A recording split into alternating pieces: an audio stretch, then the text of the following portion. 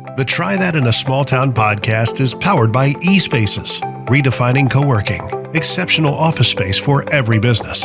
At eSpaces, we offer more than just office space. We provide premium private offices designed for focus and growth. Located in the heart of Music Row, our fully furnished offices, private suites, meeting rooms, and podcast studio give you the perfect space to work, create, and connect. Ready to elevate your business? Book a tour today at espaces.com. That's what a lot of these country artists need to realize. Like, guys, if you actually have the courage to do this stuff, you'll rock it to the top. So take that one to the bank. That's what John Rich has been saying forever. Where are the conservative? I know it. John's doing a great job. You know, I think I'd heard that you've been to Mar-a-Lago for a dinner or something. Mm-hmm. I've had dinner with him twice during the primary. He's like, you got to try the pretzel bread. He's like, get the pretzel bread, right?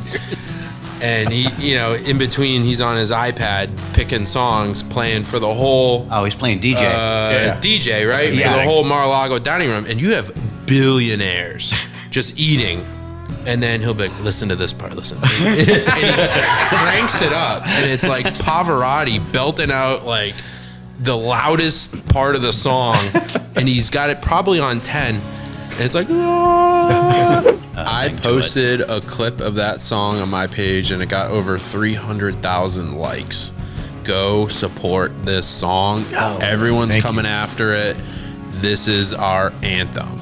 Because when the night was darkest, when Biden stole it, I don't know where this is being aired, but it's true. That song gave people hope. The Try That in a Small Town podcast begins now. All right, y'all. Welcome back to another episode of the Try That in a Small Town podcast, coming to you from the Patriot Mobile Studios. Honestly, got all of our friends here tonight. Got Kalo. It's fake. Oh wow, we're getting there already. No, we got we're going. Thrash. We got TK, and pretty awesome guest tonight. He is a former Hollywood attorney. Yeah. He became one of the leading voices for Christian conservatives. What has he got, about 5 million followers or so? You might know him as Rogan O'Handley, but we know him as DC Draino as well. Come on. Thank you. Which is the leading, I think it's the leading question. Your mom probably calls you Rogan. Mm-hmm. Who calls you Draino? Who calls you Rogan? Where's the line? Everyone except my parents. Really? So everybody calls you Draino? Or? Yeah. Even my brother a little bit these days. But only when talking about me in my work mode, you know? Right. But yeah, my closest friends, they just call me Draino now. So I like it. Yeah. No, it's an honor to be here, boys. It's crazy to even hear you say that I was a Hollywood entertainment attorney. I know, at this it is point. very crazy. How did you, West Coast, East Coast? Yeah. How did you? Well, I moved to the other West Coast, so I'm in Tampa now. Yeah, so, thank God. Which I love. It's got the palm trees just like LA, but without the wacko libs. You know what happened is when Trump got elected the first time, the first of 3 times. Nice. California lost its mind. And I was an entertainment lawyer out there already. I was working on the biggest movie deals, Harvey Weinstein movies. Oh. Don't worry. I was going to say. I wasn't his type, thankfully. Okay. It was actually a really good life. You know, I watched a lot of Entourage in college. Dude, Entourage was awesome. It was like, that made it, I was like, that's the dream, you know? And I was like, I'm going to go out there and do that. So I did, and it was pretty cool. But then once the election started happening, everyone started to just look at me a little different. They're like, hey, you're not really cheering for Hillary like we all are. And I'm like, I'm just neutral, you know? You were the silent majority. I had a MAGA hat at my house. But I kept it quiet because I was like, you know, I got student loans, you know, I got a mortgage. And eventually I just couldn't take it anymore. And so I made DC Draino like anonymously on Instagram. Like a burner account or? Yeah, completely. I was like, I need to get my voice out there. And I recognized, especially being in LA, that memes are the most effective form of mass communication out there. Probably the only thing that beats that is country music. Nice. I'm not even just saying that, right? But like that is literally the soul of America. If you didn't have country music, people would kind of disperse, right? Religion is number one. I would say country music is number two. Amen. And then I would say number three is memes. And now the memes are so intertwined with country music. I mean, that's a whole other topic. But yeah, that's kind of how it all began. Well, let's, I want to get back to that thing because that's super interesting. But since you brought up music, let's say that. I know that you've been out to an Aldine show. We know you from there. More than one. Do you enjoy country music? I love country music. Are you serious? I listen to the saddest country songs every day. My ex-girlfriend would be like, you sound so depressed with all the music you listen to. And I'm like, this is real music, okay? Yes. You know, there's a few guys I love that are on the radio. Aldine's one of them. But for the most part, I like a lot of country music that doesn't make it to the radio. So I'm a big Steel Woods fan, big Aaron Lewis fan. So I Steel Drivers, Rush Low. Okay. Wow. He just threw a dagger right here. When you said you like a lot of music that didn't make it to radio, the first thing I thought of was Telly. I don't know why. We made it to the radio. I'm just kidding with you. And then right off. No. Thanks, Caleb. Okay, so then the next obvious question is, you heard Try That in a Small Town. Did you hear the song before the controversy sparked up, or did you only hear it when CMT did their I posted a clip of that song on my page, and it got over 300,000 likes. And I put the link in my bio for people to go buy it, and I was like, go support this song. Everyone's coming after it. This is our anthem. Because when the night was darkest, when Biden stole it, I don't know where this is being aired, but that's true. And people it's not going to be on YouTube anymore. Yeah, I'm kidding. But it was a very dark time, and people were looking for hope. And that song gave people hope. It was like, you know what? People were looking for leadership, right? And not only did that song speak to what we were seeing with our towns being burned down, with innocent people being attacked, and with a bunch of good old boys looking around saying, we should be doing something right now, right? Like, what's going on? But a lot of us couldn't do anything because it wasn't happening in our towns. It was happening in these big blue cities where the Soros DAs don't prosecute people. And so it was very frustrating because it's like, should we, roll into these towns? Should we, but it spoke to us. And there's so few people at that time that had the courage to speak out against it. It's like, oh, you don't like BLM riots burning down neighborhoods? What are you, a racist? It's like, no, I am actually trying to help these neighborhoods by stopping these fires. And BLM turned out to be a big scam. They were buying mansions in the whitest parts of Southern California. And even BLM people now don't even like BLM. So you guys were right. And you had the courage, you had the balls to do that, and you inspired people, and you literally helped save the country, because now look who's in power. Well, we talk about this a lot, and I don't even know how many people know this. We've talked about it before, but writing the song, and when we sent it to Aldine, he immediately this is what we wanted. But for Aldine, he's the one. I mean, everybody, the label pushed back. They didn't want to do anything. They didn't want to put it out. No one wanted to put it out. And it was Jason said, no, I'm putting this out. So it's that kind of thing where he was that vehicle for the song, the voice, and fought his team, fought the industry. Mm-hmm. And it really spoke to everyone, like you said, but it was a hard thing for him to do. Well, and it's, because they're saying, don't do this. Mm-hmm. Don't do this. This is going to sink. and he's saying, "I know my people." We almost didn't write the song. I mean, it was like, because we thought nobody's going to cut it. When he came in with the title and the idea, and I was like, well, that's fantastic. You know, we have to write it. And it opened when it came out, and the video did what it did. It made some other artists the floodgates started opening a little bit with people like Aaron Lewis coming out with "Am I the Only One?" And things like that. People started getting a little bit, feeling a little bit, you know, like, yeah, screw it. I'm going to start saying what I want to say and what needs to be said. Courage. And I feel like our song was kind of at the forefront of that. It really was. Courage is contagious. And the butterfly effect of what that song did to help wake people up. And I give Jason and Brittany especially huge props. They have gone through hell. Yeah. 100%. Yeah. With no guarantee of redemption. And we didn't know Trump was going to win. We didn't even know if he was going to run again. And they stood up first for the children and then for the American people. And, you know, Jason, y'all can ride off into the sunset. You've done everything you need to do to help save this country. You've forever made a mark. And the great thing is we can still listen to the song. I mean, you know, it's funny. I when people hear that song for the first time that haven't heard it, which is a little crazy at this point, but I know people and I'll just like get in their car and they'll be playing it. And I'm like, yeah, you're about 3 years late, but but that's good. You know, it has staying power, and it hits you. It hit the moment, and I wish more artists had the courage. It's hard, to put songs out like that. You know, Tully alluded to this.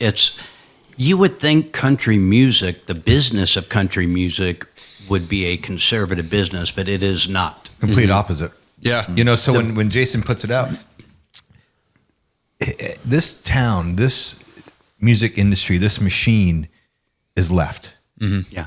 Even though the demographic is, you know, a very common sense demographic. They want to go listen to music, drink a beer, have a good time. The hardworking people. The labels, they don't, you know, Jason fought literally. No one would do what he did. And even those who maybe want to now won't be allowed to do what they did, what he did. You know, so it's. I don't think people. We've talked about it before, but I don't think people realize that this industry is the opposite. It's left. It's tough. You know, it's the people that kind of pull the strings at the top. You know, a lot of the artists, a lot of the inspiration for the music. But listen, I worked at one of the biggest entertainment law firms. We represented Carrie Underwood, who was amazing. And conservative. And then I remember I was talking with one of our Nashville partners, and I did movies, but we worked closely with the music people too. And she's like, yeah, you got to hear this guy. He's coming up. He's like one of our new clients. We think he's going to do all right. I'm like, oh, what's his name? They go, Chris Stapleton. And I'm like, oh yeah, okay. I'll check him out. And like, yeah, send me a song. Yeah, this is like 2015, 2014, but I get it. And these are the people that I was hiding from in terms of my political views. And I frankly didn't have as much courage at that point to come fully out. I was posting these memes on Instagram anonymously, and it started to grow. I got like 10,000 followers in the first month, and I was like, somebody said like your first post went viral. Was that you that I heard say that? On Twitter, it did. On Twitter. Okay. But that was a couple years later. But Instagram, it you know, it's a grind. People ask me like, "What's the most viral thing you post?" I'm like, "It's just like a little bit every day," you know. And I ended up making a custom T-shirt that said Hollywood sucks. And I would go out on the weekends, my man, to Hollywood Boulevard to Trump's star on the Walk of Fame, you know, and they'd be like, there's going to be Antifa protests and all that. And so I'd be like, you know what, I'm going down there. And I'd wear a Hollywood sucks shirt, and there'd people getting like pepper sprayed. There'd be like pushing and shoving, cops come and arrest the Antifa guys. And, you know, I'd just stand there, and then I'd see myself on video on like Tucker Carlson, right? Because he'd be showing, look what they're doing to Trump's Hollywood star. And then I walk in Monday morning in like a suit in a Hollywood law firm, and I'm like, I really hope no one watches Tucker Carlson. because they would have seen me with a Hollywood suck shirt. That's amazing. On Hollywood Boulevard. That's awesome. So I was living a double life for a little bit, and I was like, this is not sustainable. Thankfully, no one did watch Tucker Carlson, so it didn't get bad. And I'm sure they would have been like, nah, there's no way that could be our guy. Like, me? Nobody. Hollywood lawyers wearing Hollywood stuff. But what pissed me off is these award shows, which ended up being political rallies for these guys. They go out there and they'd be like, you guys driving your big diesel trucks, you're ruining the environment. And then they go fly on their private jets and in their yachts. Don't get me started. You want a closed border, you xenophobes, and then they go into their gated communities. So I was just, and I grew up in a middle class. My dad's a fireman, my mom's a teacher. Both Democrats, but we don't need to go there. A different kind of Democrat, maybe back in the. They're actually Kennedy Democrats, Yeah. so they're. It's if they were really, with it, they'd be like, Trump is kind of the same as Kennedy, Yeah. but yeah. So I had to kind of make a decision, and I said, you know what? I had visited Florida once for a friend's wedding. I was like, dude, I think I'm just moving out here. He's like, we don't really have like Hollywood movies stuff. I was like, I think I'm going to do this Instagram thing, Like, That sounds so funny though. Well, and that's the Instagram thing. And it was like it was a little bit under not duress, but you had an amazing offer right before you were thinking about making that jump. Going to be on social media, be an activist and everything. You got a $500,000 offer and partner within a year that made you second guess for a minute, right? That's exactly right. Yeah. So once I put in my notice, word spread. It's a very small town once you're at a certain level. And I had people calling me like, hey, are you looking? You're like, can't believe you're leaving this place. Like, come, let's hang out, just chat about it. And one of them was a very big partner in the town. And she's like, let's just grab lunch. I was like, all right. And she's like, where are you going? I'm like, I'm going to Florida. And they're like, Miami? I'm You're not old enough to go to Florida. And I'm like, Tampa. They're like, what? Like, that is just crazy. It's crazy to go from California to Florida. Yeah. Liberal land to conservative land. But, and she was like, how about this? $500,000 and we make you partner in a year. Wow. And she had no idea about DC Draino. But I'd been doing this 6-7 years. And I told her, I was like, let me think about it. And I was literally going to make no money, live off savings with absolutely no expectation of making any money, hoping I could, or $500,000 and be Ari Gold. Entourage. And I sold my townhome, broke up with my liberal actress girlfriend, sold my BMW, bought a truck. Oh yeah. Packed it up with whatever I could, left the rest, and just drove across. And you are a country song. I know. called her and didn't have a dog at that time, but just he's literally gone country, Alan Jackson. it called me. Hey, before we get any further, let's take. I know we have some fan questions, and I don't want to step on any of their questions. So let's listen to a couple of these, if you don't mind, Draino, and see what they got. I recognize his first name. You guys might too. Ed Frankovic from Maryland. And yes, I know the swamp well, Rogan. You were in California as an entertainment lawyer during the time Robbie Starbuck, who's featured in episode 21, was a Hollywood producer. Did you two ever cross paths there? Do you communicate with him now on his efforts, given that both of you are strong influencers for the conservative movement? Ed's like our super fan. He's awesome. But that's a good question. Great question. Yeah. Great question, Ed. I did not know Robbie at the time. Okay. When I left LA, I had about, when I put in my notice to quit, I had about 50,000 Instagram followers. And, I don't even know if Robbie was doing the activist stuff back then. He was like a Hollywood director, I think. Yeah. Yep. And we do communicate now. I've met him. He's an awesome guy. I am very supportive of what he does with the DEI exposure.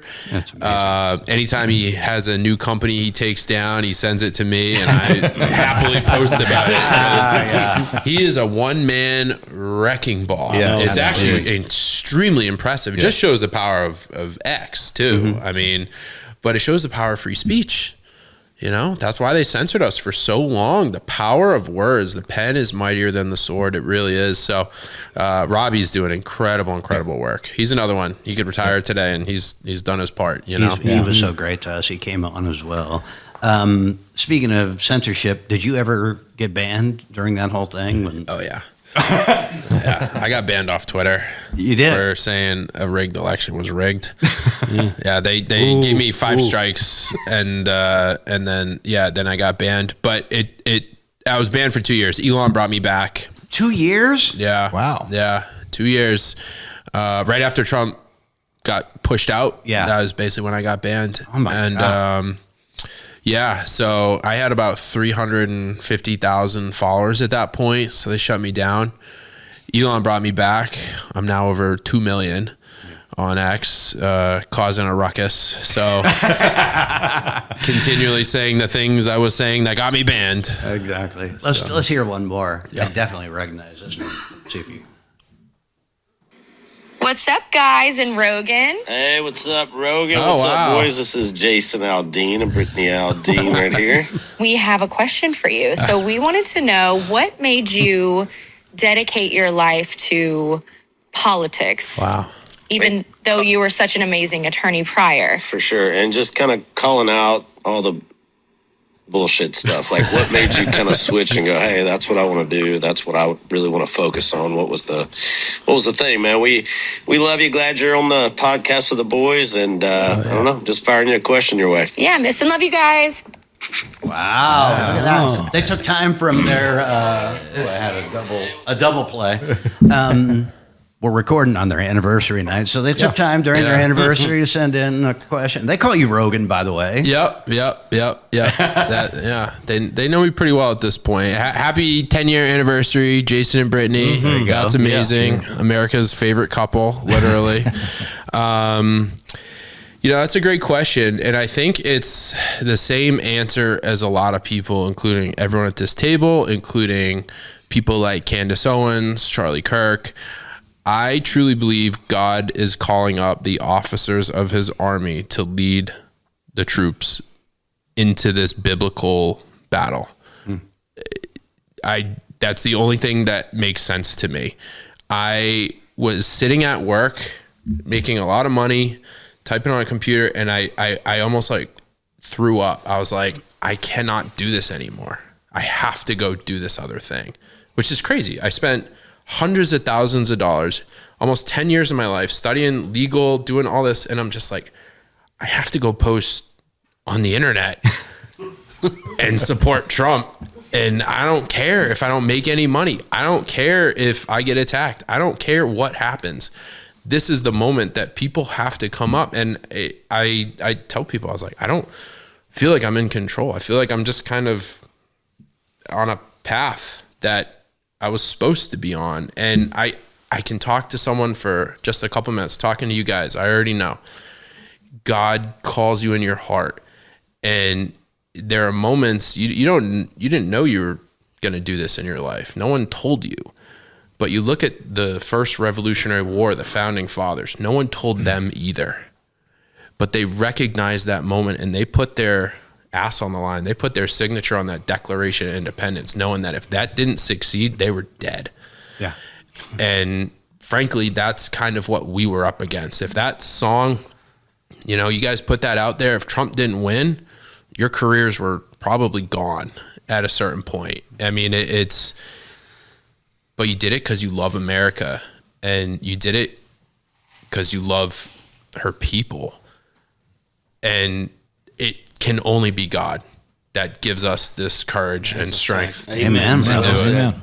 So that's why. I love it. Was there an actual breaking point when you were talking about I got to post, or was it just a buildup of having to keep quiet through that time?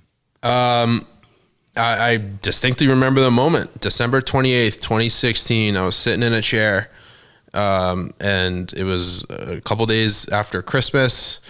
And I just remember looking on Instagram, and I was like, I like these memes, you know, like these guys are kind of got, this is kind of a good, you know, cause memes, you followed the comedy meme accounts, right? And, you know, the Fat Jewish and Daquan and, you know, and you're like, this is fun. Like, you know, it's entertaining.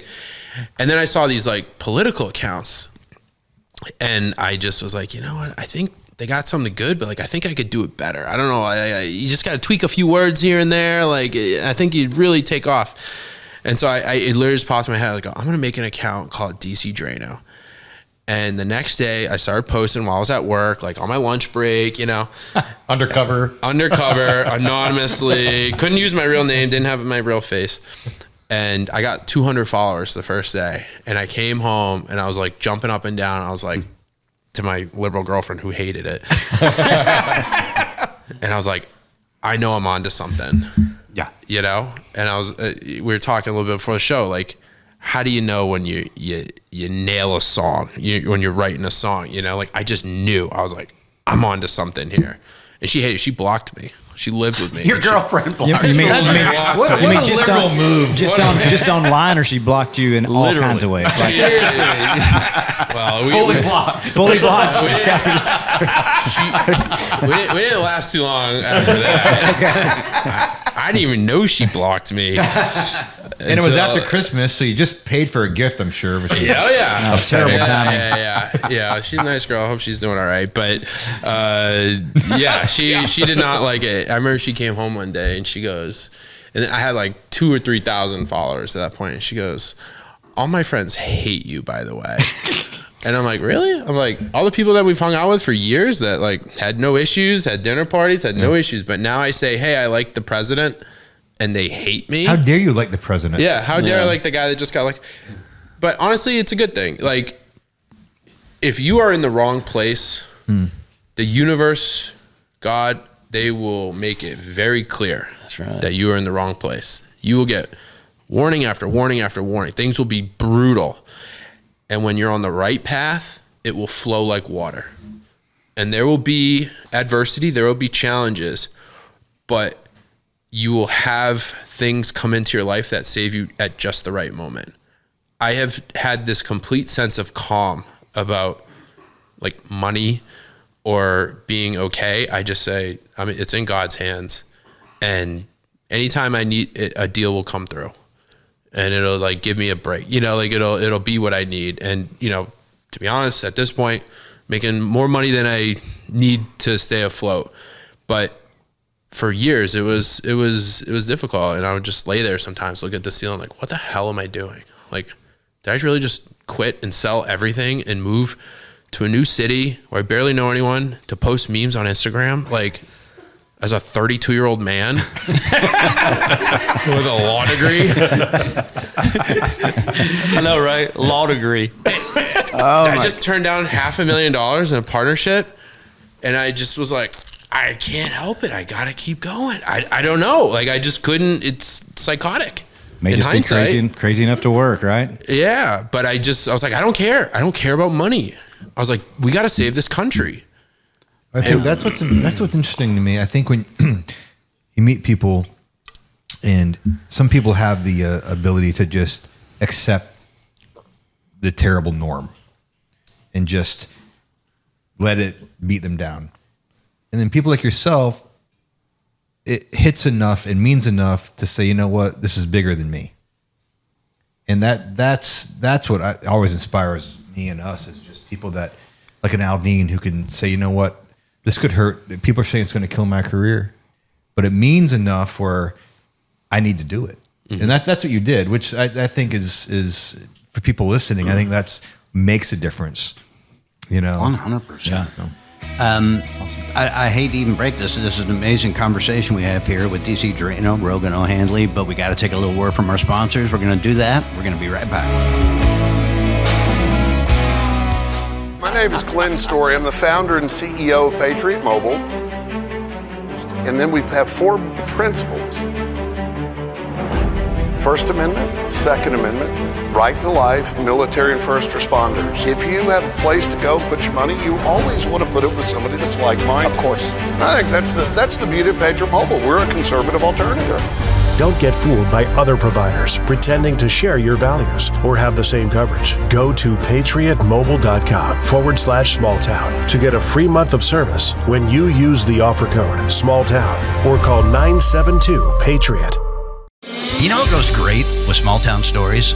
Original Glory, America's beer right here. You know, I've been drinking this every songwriting session today. Man, that clean, crisp taste reminds me of summer nights on the back porch after a fresh mowed lawn. And they're just not making great beer. They're investing in America's small towns. Well, it's just like us. They believe in bringing communities together. Not only do they invest in communities, but a portion of each sale goes to the veterans and the first responders and all the heroes that protect us. For a limited time, you can become a member of the OG fam and invest in this beer at wefunder.com/original brands. Join our Original Glory family and help ignite that Original Glory spirit. All right, welcome back. This is the Try That in a Small Town podcast, coming to you from the beautiful Patriot Mobile Studios. We got Kalo, we got Thrash, we got TK, and of course we got DC Draino. Yes. So I was thinking of the irony of that. Like, you created this burner account so no one would know your name, DC Draino, but now everybody knows your name as DC Draino. Was there a moment that you were like, screw it, like, this is who I am? Yeah, once I left California. Once I left my career, I put my name out there because at the time I owned a house, and that's public record when your name's on there. And I didn't know in advance I was going to be doing this or put in a trust or whatever. And I had a friend that left a Trump rally in the LA area, got stabbed 9 times, and he almost died. And ever since that night, that was like early days Drano, and I've, slept with a gun nearby ever since. And it's just, that's kind of part of the risk you take. And now we're seeing a bunch of MAGA voices are getting swatted. It's unbelievable. Night. That's attempted murder. Yeah. And I had to talk with my family, say, hey, cops show up, play it cool. It's the cops. It's not someone else with a bunch, because like they're going after their families too. So, I mean, and Trump got shot in the ear, almost in the head. We're an inch away from a completely different historic path. Well, just a random turn of the head. And somehow turn of the head, 1 inch. Yeah. 1 inch. And don't even try and convince me he's not, blessed by God. I mean, we watched, that's when I knew we were going to win. God wants to save this country. That's right. We were watching that live. We were on the road. We were about to go do this VIP thing where we'd play acoustic for 15 minutes, and Fox was on, so we're watching the rally. Saw it live go down, and unbelievable. Which reminds me, I saw one of your tweets, and this is interesting to me.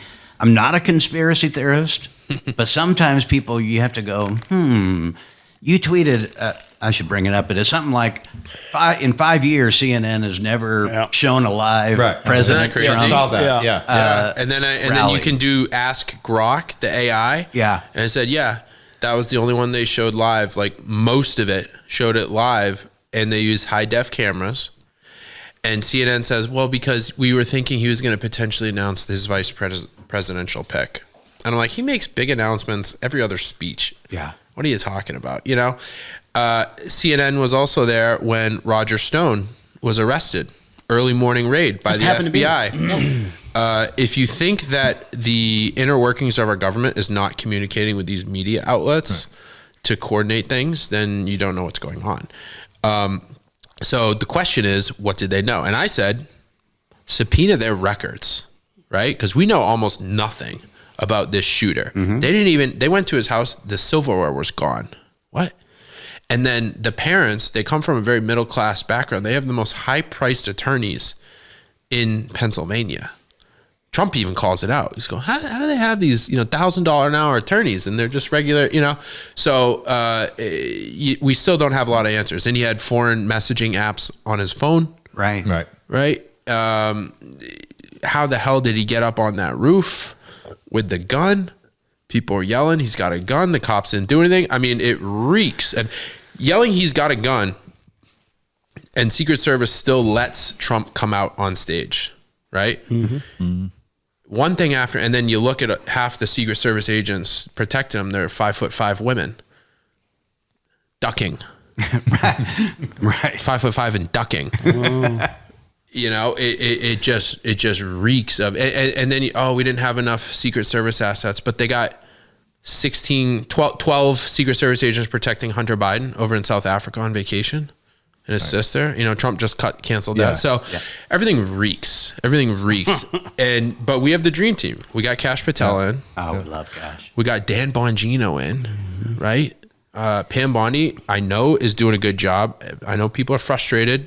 It takes time to clean out the rot and to build airtight and prosecutions, because the people that she's going to be going after are the most powerful people in the country, and they do pay for those $1,000 an hour attorneys. So I would say, I just read an article today, you know, I don't know, the Epstein files, right? I was getting ready to ask. I wanted to ask. I was getting ready to ask. The elephant in the room.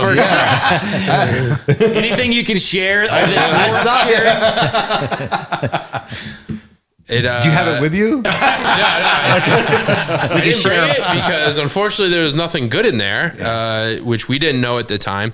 So yes, the Epstein files, I was there for that.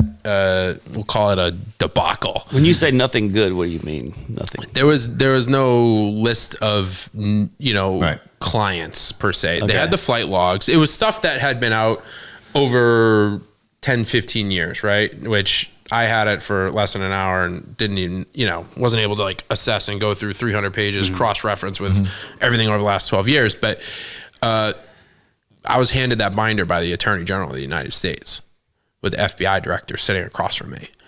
Yeah. After I just met with President Trump in the Oval Office, I was shaking. I was like giddy, not giddy. I was literally lightheaded, because we were there to meet with Vice President J.D. Vance, and we did. And there was 10 of us there. It was like Jack Posobiec, Libs of TikTok, Mike Cernovich, some big influencer types. And J.D. Vance came in. We met with Caroline Leavitt, who's doing a great job. J.D. Vance is the man, by the way. Oh, yeah, I love J.D. He would be even more down to earth than me. Like he's a good old boy from He was Ohio. supposed to come to a show, and of course this was during when they were doing rallies, and he couldn't. But everything I've heard is he's awesome. Even since his first book came out years ago, like I was a fan Hillbilly of his. Elegy. It was amazing, No, he's as real as it gets. No. And the one thing I really he's brilliant. He's super down to earth. He is curious. He's intellectually curious, because you remember back in like 2016, he was not a big Trump guy. And a lot of people were hesitant. They're like, this guy wasn't. He's all Trump. He's all MAGA, and he's constantly like learning, and like, he's like, yes, actually. So I really like that. No, we don't need to be perfect, but as long as you're on the right path. So he's amazing. They brought in Marco Rubio, Secretary of State. We're sitting in the Roosevelt Room, right next to the Oval Office, right? And they never told us who was even coming. Opens the door. Trump walks in. Hey, everybody, how you doing? We're like, yes, sir, standing up. I'm just trying to not mess up. He's like, why don't you guys come into the Oval Office? I got to take a call, Secretary General of NATO. But after that, come on in. You guys bring him in? Yes, sir. We'll bring him in. Want a Diet Coke? Okay, Sure. yeah. Literally. And there's just something about talking with the president in the White House. It's historic, and I'm sure you guys have met Trump at this point. He's as the same on TV as he is in person. We say that all the time. It's like people ask, "What's Trump like?" He's exactly what you think he is. Exactly. He's such a good guy, so down to earth. Crazy that he's a billionaire, but he's as if he's like shoveled dirt growing up. But there's just something about being in that White House, and I had never personally been in the Oval Office before. I've been to the White House a few times, never been there. So we go in there, we meet with him, take a picture behind the Resolute desk. I mean, it's everything it's in that room was almost his entire cabinet. CIA director, NSA, Mike Waltz, Kash Patel, Pam Bondi, all these people, right? And we go back in the room, and Pam and Kash came in, and they come in with a box full of binders. She goes, "We have a surprise for you guys," and she pulls out these. It says Epstein files, phase 1. And I'm like, huh? What? Party favors. Well, 10 minutes away from that part. He hands them out, and I'm just like, I just want to be like, Yeah, right. No kidding. But they're talking, and then RFK Jr. comes in. Oh, man. Marco Rubio, and then they let us. They're like, all right, we're gonna leave, and I'm like, oh, thank God. Like, I really want to. And as we walk out the door, 50 reporters right there, cameras like lined up like the Revolutionary War soldiers, like 3 rows of just, and it's just like click, click, click, click, click, click. And they saw everything, right? And I was just like, yeah, this is what's coming out, because Pam Bondi had said the night before, and Jesse Waters, we're releasing the Epstein files tomorrow. I can't believe what we got on my desk. And I'm like, oh, here it is. Ended up going a little bit viral. And then The one time you didn't want it to go viral. Yeah. I'm not, I do try to keep a lower profile, to be honest. And what we underestimated was how it appeared to other people. And what it appeared to other people is that we were given early access to this. We were the one, we had coordinated this weeks in advance, all this stuff. No, this was a complete surprise. And what was public information is that the information was going to be released at noon. It was already like 12:15 at that point. I thought it was already out. Mm-hmm. I was like, yeah, we got a printed copy of what everyone already is seeing. And so, and then it turns out there's a bunch of documents hidden in the New York office, and she sent a letter saying, and then they came the next day at 8 a.m. in a big truck. So it's just kind of, and they're still investigating at this point. I read an article today, said they have close to 1,000 FBI agents going through all the Epstein documents right now to figure out like what's going to be released. And I mean, I don't know why they don't just release it all, but I know. But I do think, this administration is moving at lightning speed. Yeah. They know they got 4 years and counting, right? And mistakes are going to be made. Things are going to they're not going to go as exactly as planned. So I still give them a lot of credit. I think they're doing a phenomenal job. If I have to take a little heat in the short term to help be transparent against the most evil, powerful, sex trafficking client list ever, that's fine. It's messy. The deep state is going to come after anyone trying to take it down. So that's just part of the game. Wow. We didn't get our copy. No, I didn't get my binder. No, yeah. Kept waiting. I think they're Wait, did that come in? But we don't go to the P.O. box every day. True. So. It got lost with some merch. Yeah. I know. I think it's fascinating to me that like your job, I mean, this is how you make money, is to post and do all this, right? You don't get Sundays off, you don't get Christmas off, you don't take a vacation. You're every day, right? Do you ever take a mental health break? No, honestly, I tell people work is my vacation and vacation is my work. I don't know if anyone watching this has a Belgian Malinois. It's a working dog. It's gotta work. Otherwise it'll just tear stuff up. I need to be working, and it's a little bit of a personality flaw probably. I don't spend as much time on, smelling the roses, and I can always spend more time with family. I love my family and my friends, but I just am built to do this. So is it literally like it's every day, right? Yeah, I mean, that's what you got. My employee over here, my amazing operations manager. I mean, it's 7 days a week, but it's just what I want to do. Yeah. And I mean, we kind of all do it anyway, right? Like, name a day that you're not on your phone. Yeah. Right. I mean, maybe you do. Maybe you guys are good about that. Unfortunately, I don't. I've noticed I get the same amount of likes on Saturday and Sunday as I do Monday through Friday. So people are on their phones, and it's a little less urgent now that we got Trump in, we got the House, we got the Senate. I mean, we still got a lot of work to do, but I felt like I kind of had to help save the country. Otherwise, I was going to end up in the gulag. There is one thing I miss about Biden. What's that? I really miss the clips of him like trying to run and those special shoes. I want a pair of those shoes, man. I miss that about Biden. I miss like him trying to run or move quick. I know. I started feeling guilty though. I really did. You did? Yeah. No, you don't feel guilty. I went from laughing at him to like, God, I really feel sorry for the guy now. And I'm like, and then I felt bad about making fun of him. I'm like, that's going to be me one day. I can't do that. Well, it'll be all of us one day. If we live that long, that'll be all of us. I know. But it was really pathetic. And I just hope the libs keep talking. I hope they keep behaving the way they keep behaving, because we're gonna maintain power as long as they keep showing their ass like they do. It's so funny you say that, because it's like it felt like there was maybe a week after the election where there was some self-reflection, like, oh, maybe we shouldn't have been preaching these points, but then they just went back to their old ways. And I keep saying the same thing. Are they really this dumb? Are they really going to hammer these 2080 issues? I don't know. We would be out of a job if they all turned. I mean, we would. Life would be so boring. Yeah, I mean, it's. I think if you're really paying attention, you know that these 2080 issues are not organic.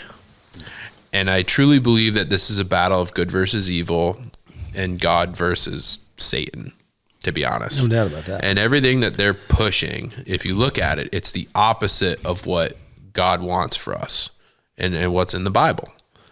And God wants families. He wants a mother and a father. He wants boys and girls. There's, it's written in the Bible. There's 2 genders. I mean, it's... wow, you just really upset them. Yeah, well, I don't know. That's definitely not going to make it. All it does is boost my revenue at this point. So, and your guys too. Yeah, right. That's what a lot of these country artists need to realize. Like, guys, if you actually have the courage to do this stuff, you'll rocket to the top. So take that one to the bank. That's what John Rich has been saying forever. Where are the conservative? I know it. John's doing a great job. God bless him. That song Revelation. So good. Yeah. Right. I helped him. He asked me to help release it, just kind of retweet it a little bit. And I love it. The video, it's so good. But that's what's going on. He's got a new one, but we can't say what it is. Oh, really? Oh, yeah. Oh, it's probably going to be his best. Let's pivot. We got one last question here. Well, he changed the subject on me real quick, didn't he? We got one last question. Let's see what it is. Hi, my question's about all of the district judges trying to place these injunctions, Judge Boasberg, among many others. Trump admin is obviously going to face a lot of this over the course of his administration. And although it's great that they've come prepared, yes, Stephen Miller is my spirit animal. But what's it going to actually take to put an end to all of these radical left justices exerting power that they simply don't have? Also, I'm from Minnesota, state that used to be great, now ruined. Coach Tim do we have a chance of getting back to normalcy, or is it time to just move to Florida? What part of Florida do you recommend? Thanks. You notice we have a lot of Minnesota followers. Because they're sad. Yeah. They're living in hell. They're sad. Waltz is up there. It's so depressing. He's the worst. It is. How do you live there? That's my question in Minnesota. What do you think about the question there? Well, I'll take it in reverse order. Anywhere in Florida is a good place to live. Yeah. Except maybe Miami. I was going to say maybe not Miami. The great part about Miami is how close it is to America. So it's just a short drive. That's amazing. It's just a short drive so you can get to where you need to go. That's really no border patrol. So the judges, that is the $1 billion question. So right now what we're experiencing is a judicial coup. And what these judges do, you would need 5 Supreme Court justices to create a national injunction. And these federal district court judges who control just a little area are able to do a national injunction against the president. Obama had on average 1 to 2 per year of his entire 8 years. Bush had less than 1 on average per year. National injunction. Biden had about 2 per year, right? He was forcing vaccines into people's arms. He was forcing masks on planes. He was forcing soldiers to get them. He was forcing firemen, nurses, employers, all that. And barely any national injunctions. Trump is just like, hey, we shouldn't send billions of dollars overseas to these random NGOs. And the judge is like, nope, national injunction, send $2 billion now. Oh, by the way, I was born in Canada, deal with it. And then Judge Boasberg, oh, wait, you're sending these MS-13 and Nicaragua cartel guys back to where they came from? No, bring them back to America. Like, crazy. Trump has had in his 4 years and 2 months over 80 national injunctions, on average 20 per year. Oh my God. An absolute abuse of power, effectively a judicial coup. What do we do? First off, we try and impeach these bastards. We know who they are and what they're actually doing. They're Marxist activists in black robes. Second, judicial reform. We try and pass laws to say you cannot make a national injunction as a single district court judge. You can only make a ruling that affects the people involved, right? So instead of, yes, we may have, those Nicaragua guys, okay, you can't send those particular people, but you can send all these other ones, right?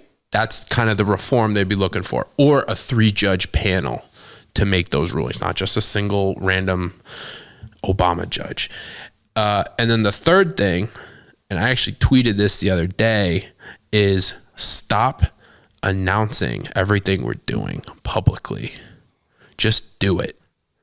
Then announce it 3-4 days later. Mm-hmm. Because all these judges can do is stop you. They can't make you go and rebuild what you broke. And we're trying to dismantle this corrupt government. So let's just do it. Because with these Nicaragua guys, the reason why it was actually successful is because they didn't announce it. They sent them. And then by the time people found out, and then you have to write a brief and send it to the court. Exactly. It takes some time. Yeah. You got to write, especially if you do it on a Friday or Saturday night. Guess what? Right. So, oh, sorry, they're already in El Salvador. Next, Yeah. I sent that tweet. I mean, they already did that, right? But I was like, hey, even with these executive, you want to abolish the Department of Education? Start abolishing it, and then do the executive order and the signing and the da-da-da. And I literally sent that to Trump's people. And one of the responses was, I'm not against this. So we have to adjust our tactics. These guys are battling us. Let's adjust our tactics. It's like Braveheart, right? When you're kind of like outgunned and outmanned, they lure them in on the horse and they lift up the giant spikes. It's like you gotta play a little dirtier, but within the bounds of the Constitution. You're way smarter than we are, by the way. You're the coolest lawyer I know. That was Evan before he got here. That was. I think Judge Draino has a ring to it. Oh, that's actually pretty good. Judge Draino. I like that. Right? I don't know. So can't drink as many margaritas. Yes. I want to ask you. Actually, my wife wanted to ask you this. She's a huge fan of yours, and she was curious about the difference between X and Truth Social. Now Trump's in and everything, is there a big difference between X and Truth now? I think it helps boost Trump's poll numbers that he's not on Twitter as much and firing tweets at Rosie O'Donnell and I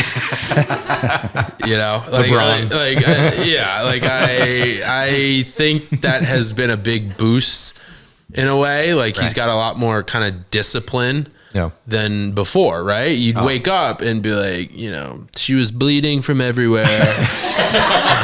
And you're just like, So, no.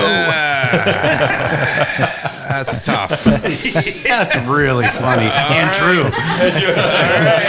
Ooh. And now you get these like press releases on his Truth Social, and then they make their way to Twitter, and Trump's polls are the highest they've ever been, right? He's doing great. And I think he just really has a grip on the controls, right? Like he knows everything about being president. He knows all the players. He knows what to say, what to do. He's an absolute, 10 out of 10 this time around. And he's the most aggressive he's ever been. I mean, it's really, we're really blessed. So both of them have pure free speech. X is just the biggest digital platform in the world. Yeah. But Truth Social is great. Everything I post on X, I pretty much always post on Truth, and very high engagement there. Cool. You were talking about, of course, being in the Oval Office with Trump, but have you had any like time with him that isn't that? Like, I think I'd heard that you've been to Mar-a-Lago for a dinner or something. Mm-hmm. When you get him like off time, can you talk to that a little bit? Yeah, I'm feel extremely fortunate. I've had dinner with him twice during the primary when he was running, against DeSantis, best governor in the country, and but I supported Trump in the primary, and he brought me to dinner anyway. Great, that's fine. I was already going to support you, but sure. So a couple funny stories, but like he said, I mean, he's as he is on TV. If anything, he's almost even better because he's such a gentleman. He is super engaging. He's funny. Yeah. He's actually inquisitive. He actually asks questions, but.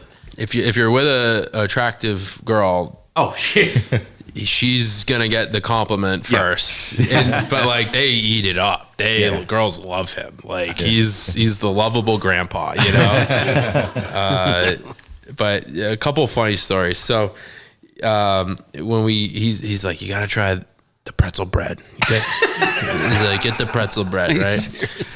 And he, in between, he's on his iPad picking songs, playing for the whole. Oh, he's playing DJ. DJ, right? For the whole Mar-a-Lago dining room. And you have billionaires just eating. And then he'll be like, listen to this part, listen. And he cranks it up. And it's like Pavarotti belting out like the loudest part of the song. And he's got it probably on 10. And it's like, ah. And then it like ends. And everyone just starts clapping, like, sir, Mr. President, that was amazing. He's like, wasn't that good? Good call, Mr. President. Great performance. Good call. But anyway, so he's like, you got to try the pretzel bread. I'm like, okay, I'll have the pretzel bread, please. And they bring it, and it's, it's a, breadstick, right? It's got the salt on top, the crystals, right? Is there a dipping sauce or no? There probably was. I don't remember. Honestly, it's a little nerve-wracking. And then he gets his, and he gets a very special pretzel bread. It looks like it's frosted. Hold on, it's different. So much salt. This is my favorite part we've ever had on the podcast. He gets his own special pretzel bread. Very special pretzel bread. He recommends a pretzel bread, but his is different. It looks like a layer of frosting on top. Is it more salt? So much salt on it. More salt. And he goes, my doctor says I'm healthy as a horse. I need more salt than normal. Of course, that's what he says. And I was like, unreal. Yeah, great. Yeah, it is really good pretzel bread. Like, and so, you're having dinner and he'll just, for 3 hours, he's just asking me questions about policies, politics, people, everything. And, we didn't agree on everything. I tried to advocate what I thought was what his voters wanted, and he's busy, he's doing stuff. I was like, hey, this is what I'm thinking. I'm not saying I'm right, but I remember I slipped in a couple things that I was like, let's just see what happens. And we were talking about the Ukraine war, and he's obviously, doesn't want that war to keep continuing. And I was like, I think we should pull out of NATO. He's like, I like NATO. And I was like, all right, just throwing it out there. Throwing it out there. That's unbelievable. Let's just pull out of that 60-year treaty. Like, let's just see what happens. What was the story? He needs to ask a bunch of songwriters, what do you think about that?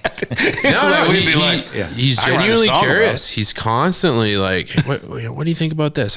How's Truth doing? How's Truth? Is Truth good? Is Truth good? Yeah, like he's very intellectually curious. And then I remember at one point it was like midnight, and all the people. Oh, actually, so people come up to the table, right? So you're at the only table with the stanchions around it, right? And the Secret Service, and but like the owner of like Marvel Comics will come over, 85 years old. They're like, hey, Bob, everyone say hello to Bob. He invented Marvel Comics.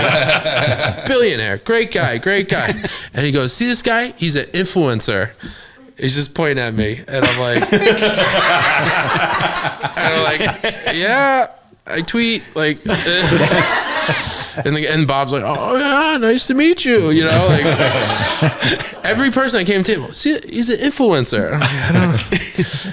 It's just, it's very innocent in a way. Right. Like, yeah, he's just, and then it's midnight. Everyone's gone home. It's empty. The Secret Service agents are yawning. They're great guys, but they're, And then Trump looks around and he's like, yeah, I guess we should go to bed. And we're like. And I was like, oh, thank God. Like, I'm so tired. It's tough to keep up with him. And he just gets up, poof, goes away. And he probably wakes up in 4 hours and goes golfing and runs the world the next day. So, I mean, the guy, and this is at 77, 78, sharp as a tack.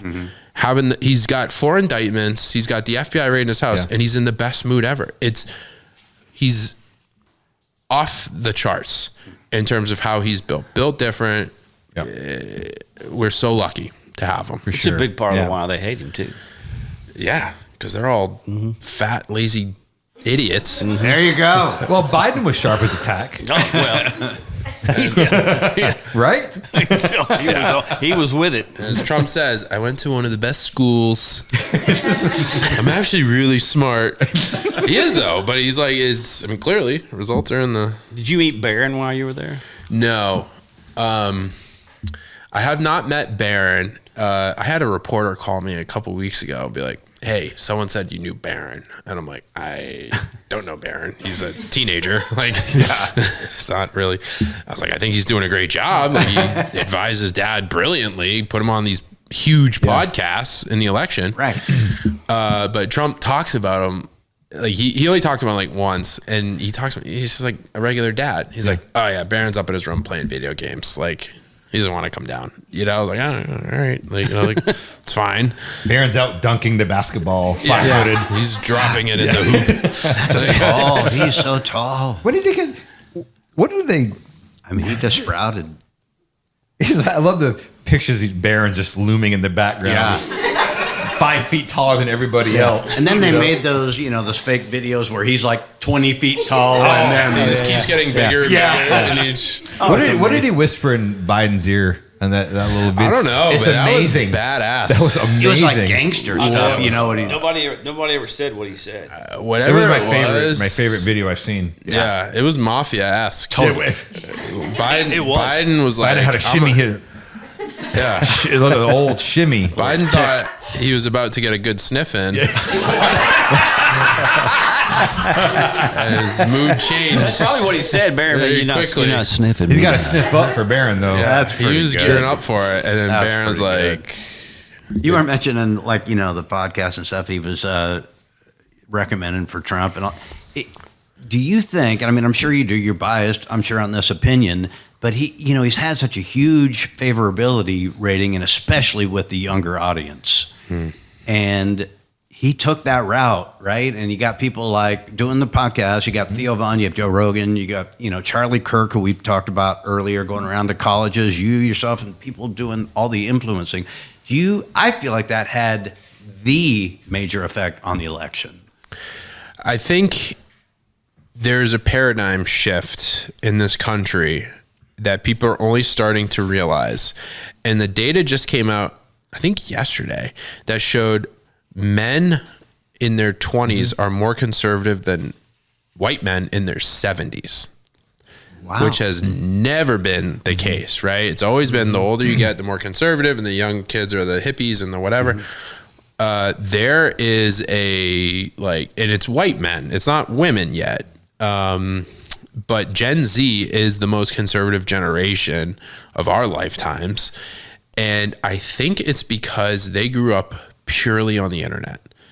And the internet, as censored as it is, you're still free to pursue whatever topics you want to go down, right? And when you've got Theo Vaughn, Joe Rogan, Charlie Kirk, and so many others, the Nelk boys, Aiden Ross, you've got these, even if they're censoring themselves, they're still right of center.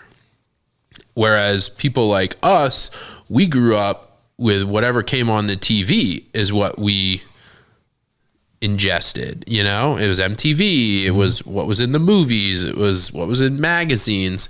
And so they kind of have a true like free approach to what they're going to ingest. And men are naturally drawn to facts and logic. And I think that's just what's happening. And I'm very optimistic about it, to be honest. And I hope these guys become the next round of influencers, right? Like I'm a boomer compared to these guys. You know, I'm in my late 30s. It's very fascinating. And it's happening in real time. We're all kind of learning about it. We talked about it a little bit last year, touring, before the election, all last summer, and even on our scale with the song, Cut Out Small Town. Like, so we started the tour. And from show one, we're like, did you notice all the young guys out there? Like, we've been out a long time, over 20 years. Like, and the crowds were young. And we played Try That in a Small Town, and it went crazy. And we're like, wow, this market's really good for this song every night. And so we talked about it, like, there's something going on, even on our little sample size that we see every night. So it was interesting. No, the patriotism, like it was like, this is interesting. Like young guys, young girls too. But I mean, it was young, and they were there to hear that song. Aldean is like traverses across all age groups. I mean, his stuff he's still just literally one of the hottest country singers. Like but from year to year, it was a difference. It was like from I think Luke 3 Bryan's years better ago, looking though. Huh? He's not the hottest. Luke Bryan's better looking. I don't know. Your phone's about to ring, bro. Yeah, your phone. It was a joke, boss. Joke, boss. So did Trump give you his new watches or his gold sneakers that he's been advertising since before the election? And did that make you nervous when he advertised that on TV and radio before the election? Like, please God, stop selling sneakers. We want you to be president. It's interesting because sometimes people give me crap for posting ads on my page, which, it's how we make money. And I say the only difference between me and Fox News and Newsmax is that my ads have a comment section, which is not ideal for me, but we got to do them every now and then. But and sometimes I'm like, guys, Trump is selling sneakers, like like in meme coins. Like, come on, I'm selling you pocket knives. Like, relax. Like, it's fine. Just thumb scroll a little bit past it, and the pain is over. But no, Trump did not. He does. Every time you meet with Trump, he will give you a gift. Like anytime you are in his presence, he will like give you a gift. He signed his picture book that has all the letters from all these famous celebrities that loved him before he ran for president. Letters from Oprah, letters from like Rosie O'Donnell, not before they got into their fights.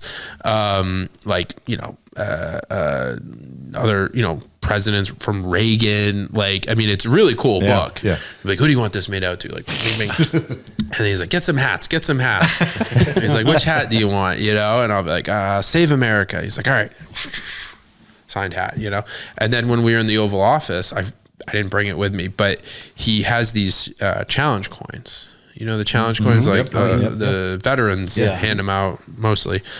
And he has the biggest challenge coin. It's literally the size of that button, and it's heavy. It weighs like 3 pounds. It's like a weight that you put on the bar, and it's like the biggest challenge coin you'll ever hold. And he, if you come into the Oval Office, you meet here you go. Here's a coin. Like he's always given gifts in like merch.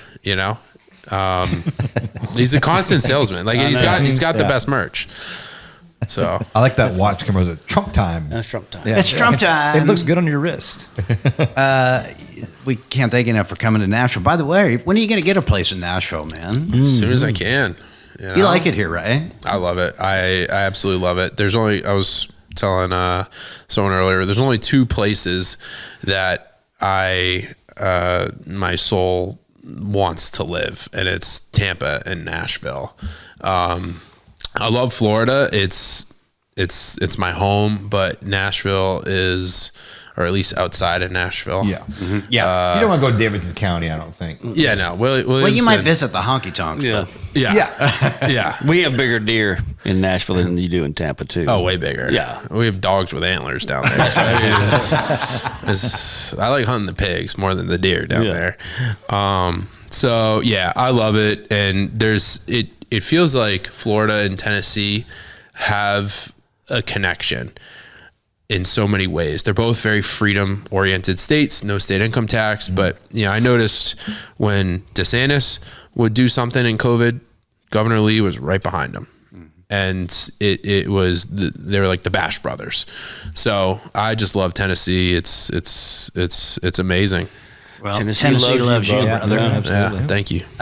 Listen, there was a lot of things that you could have done tonight, and I'm sure this was low on your list, but we are very appreciative of you. Seriously, it's been incredible for us. Hey, if you're watching on YouTube, leave us some good comments, right? Give us that 5-star review. Follow us. We got to wish our business associate Wade a happy birthday. Oh, it's Wade's birthday. Hey, Wade's birthday. I don't use the word partner, so I have to say business associate. I didn't want to question. Hey, and we're coming to Tampa. Oh yeah, we'll be playing Tampa this year. Oh yeah, and I think are we finishing the tour there last weekend? That's maybe? Actually right. Yeah. Really finishing the tour. It's like the last 3 shows. October, I think. Well, I guarantee it's going to be sold out. Yeah, I'll be there. I'll be there. Florida loves country music. Yeah, Florida's been good to us. Mm-hmm. Absolutely. Like I said, we're thankful for you. We're thankful for everybody for watching, listening, downloading, doing all that stuff from the Patriot Mobile Studios. This is Try That in a Small Town podcast. Thanks for having me. Make sure to follow along, subscribe, share, rate the show, and check out our merch at trythatinasmalltown.com.